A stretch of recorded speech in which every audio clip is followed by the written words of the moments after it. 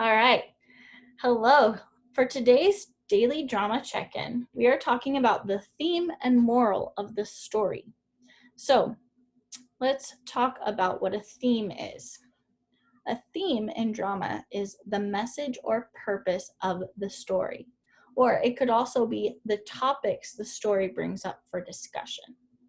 The moral is a little bit different, but kind of similar. The moral is the message from the story that teaches you how to be a better person. So, for this read, we're going to read The Ugly Duckling.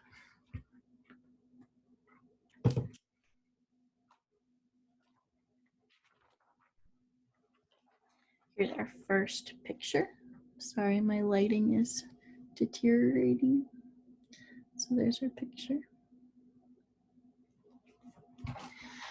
It was late spring and the sun shone hot on a brown duck beside the farm pond, but she did not stir.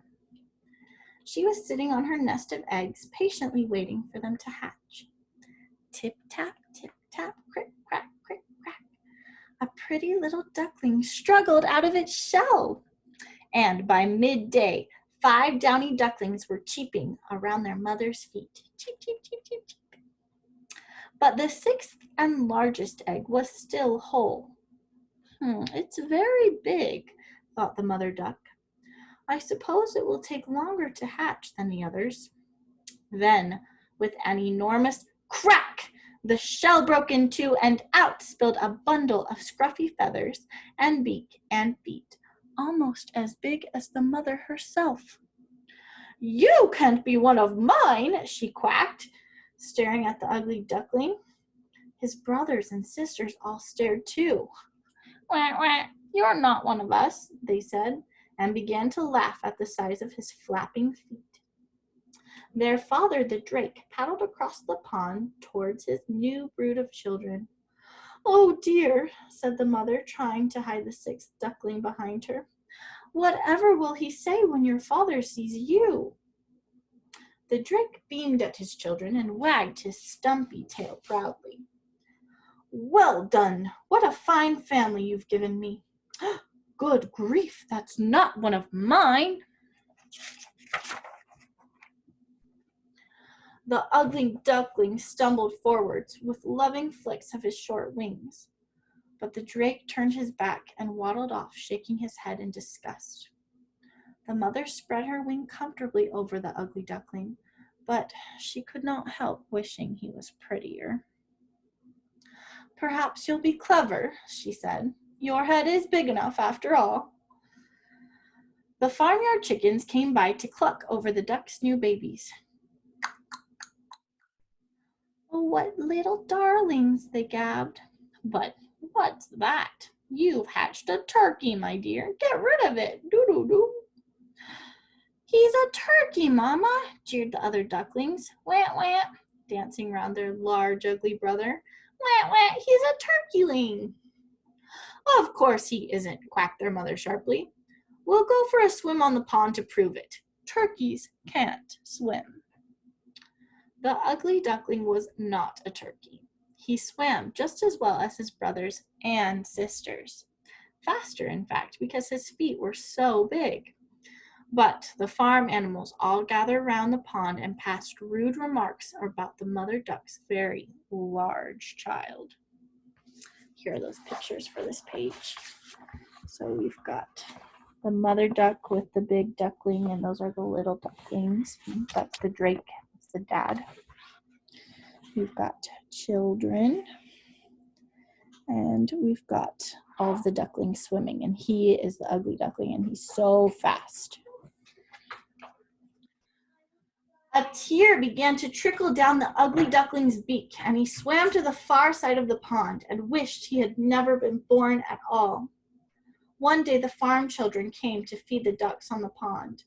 As they tossed scraps of bread to them, huge, long-necked white birds flew overhead. Swans, they cried. The swans are leaving. Oh, aren't they beautiful? But when they caught sight of the ugly duckling, the children laughed out loud. I bet he grows into a whopping great duck and we eat him for Christmas. Let's catch him and show him to Mom. And they splashed the water and clutched at the ugly duckling until he was beside himself with terror. He scrambled out of the pond and fled over the fields to the banks of the wide river. And there he hid, deep in the reed beds, day in, day out, although the weather grew colder all the time. At last, spring came. The ugly duckling ventured out onto the flowing river, his shoulders hunched, his head down. He had grown even bigger. At any moment, he expected to hear someone say, "What's that?" or "There goes the duck's feather duster, that ugly son of hers." Then the same huge white birds he had seen before flew over and plunged down onto the river, parting the water with their white breasts. Their beauty was too much for the ugly duckling to bear. He climbed out of the river and waddled back towards the farm pond. So that's the children when they see the swans and the ugly duckling. That's the swans in the air that they see. And that's the ugly duckling in the winter.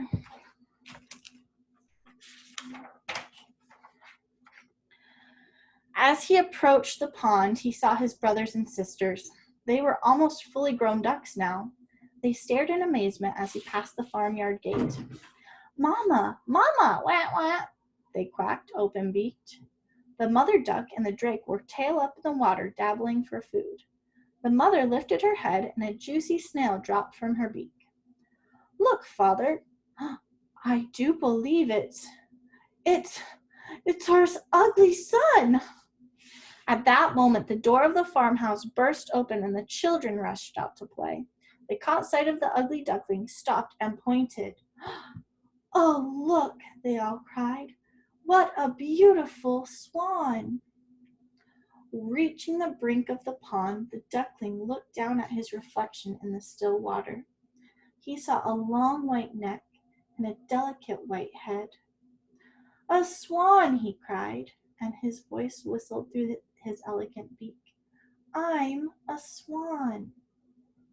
In his surprise and delight, he gave one flap of his white wings and lifted himself into the air to soar and glide with outstretched neck towards the river and his own family, the swans.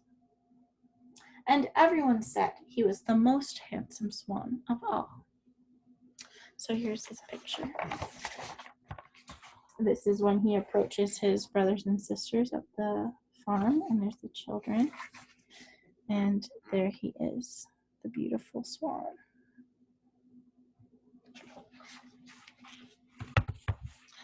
The end.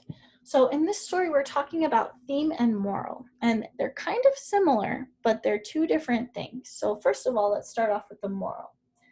Never judge others by their appearances. So that's what we take away from like how to be a better person. That's what this story tells us how to do. Never judge other people by their appearances, because we don't know how beautiful they are on the inside, right? And this brings up some themes. One theme would be, what is true beauty? So a theme is a topic that the story discusses or wants us to talk about. So one theme we can talk about from the story is, what is true beauty? What does that mean? What about the ugly duckling? Everyone made fun of him and laughed at him, but he turned into a beautiful swan that was more beautiful than them all. So they didn't really know, right? Another theme that the story kind of brings up is, how do we treat others? How should we treat others? Even if we think someone's ugly, should we be mean?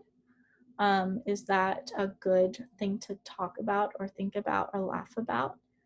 What kind of people were the ducks that they were so shallow, I guess? Ducks in a pond, shallow.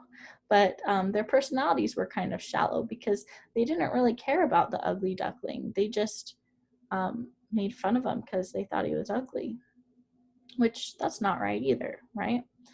So another theme this might talk about might be resilience. If people make fun of you, don't let it get to you, because they don't know you. They don't know the real you, and they can't see you for what you really are. Just like they couldn't see that the ugly duckling was really a swan. They just thought, oh, he's not like us. They can't see you for what you really are. So there's a lot of themes we can talk about. What is true beauty? How do we treat other people? Being resilient in the face of criticism or people making fun of you. Those are themes that we can talk about with this story. And that's kind of the purpose and the message of telling this story. And the moral is, what can we take away to make us a better person, which would be never judge others based on their physical appearance, right? So I think I asked you one more question in there. Oh yeah, why would generations of people find this story worthwhile enough to pass down to their children? And I'm not necessarily going to talk about that, but I want you to think about that. Why would generations, so this story has been handed down from grandparents to children to parents to grandchildren, like this story has been handed down for a long time. So what about this story has made people remember it and hold it valuable? The last thing I want to ask you is, how can this story and the message in it apply to you? What can you personally take away from it that can help you either be a better person or feel good about yourself? All right, and that is today's Daily Drama Check-in.